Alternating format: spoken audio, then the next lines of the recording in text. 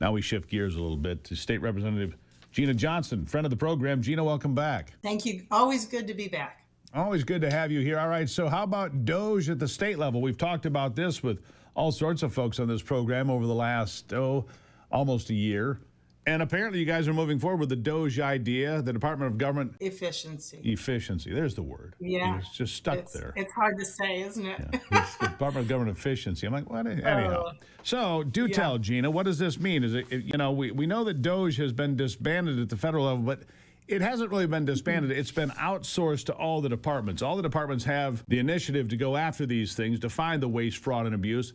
And look, I just had Speaker Matt Hall on last hour, and he was talking about holding back $665 million that the Democrats were trying to push out in pork projects. He said, nope, we're not doing any of those. $1.2 million for tampons.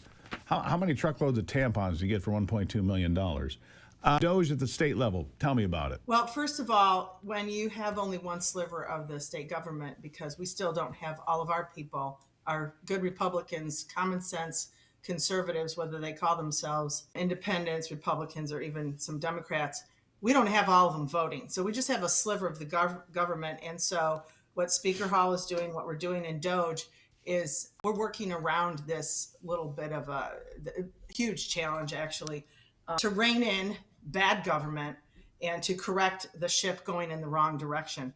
So Doge at the state level means we're going to look at facts and figures, not hype and political slogans. What's actually being spent? What are we getting for it? Where do the tax dollars start and end?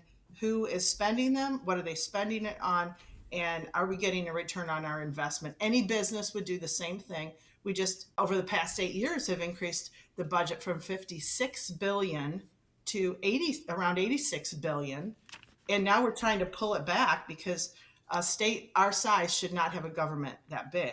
That's just the framework. Yeah, our one out of three people.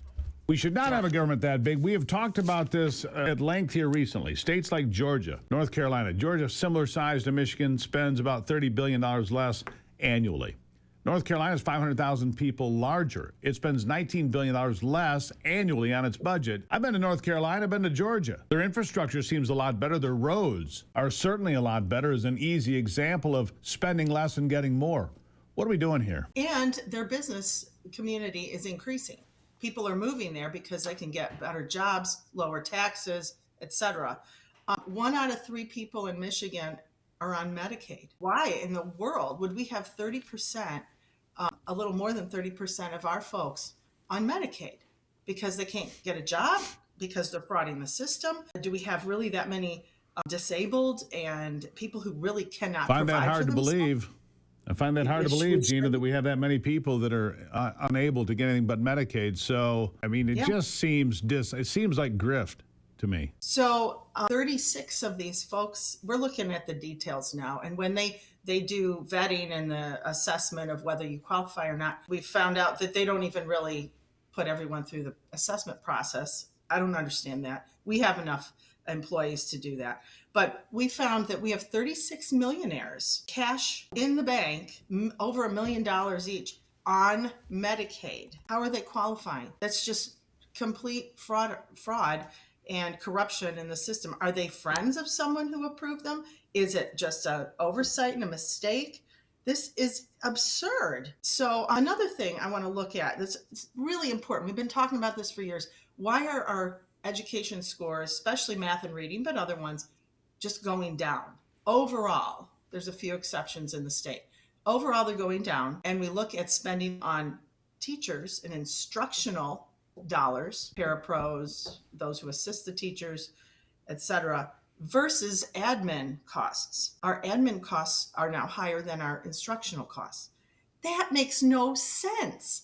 The teachers are the most valuable part of any educational system. And we're spending more on the people who are running the place and pushing the paper and paying the money and having the cash flow system work than the actual teachers. There's just so much to dig in here, and we're just at the beginning. Yeah, unbelievable amounts of money being. Let's be honest about where some of this money goes. Friends, colleagues, nonprofits, right? I mean, this money, it's enriching people that are buddies with politicians? Or am I misreading this? Well, we're asking these questions and we're going to find out. I want to know who the 36 people, millionaires are who are on Medicaid and they think they can't afford insurance that everyone else is struggling to pay for. afford. We all know the insurance costs are going up and people, that's got to be a priority for them. Food, health, and they survive beyond that. And we've got millionaires just taking advantage of the system. Yeah, unbelievable. We have to clean up our act. So do you hope that we can find some traction here with Doge? Can we get some traction here at the state level and protect the working man and woman? I mean, it always drives me bananas that somebody's making 50 grand a year is paying taxes to cover somebody who, like you say, has $1 million in the bank. It's unconscionable. Right, and it's amazing. You find clever criminals. You find clever people that work around our system, and they just take advantage of it because they have no conscience. It's up to us to figure this out and to stop it. The first thing we have to do is find the data, find the facts, and then we inform the public. Now, if the public does not respond next year with proper voting, and I'm talking sweep it clean, Republican, right, everything. If the public does not respond, then they will get more of this. That's sad.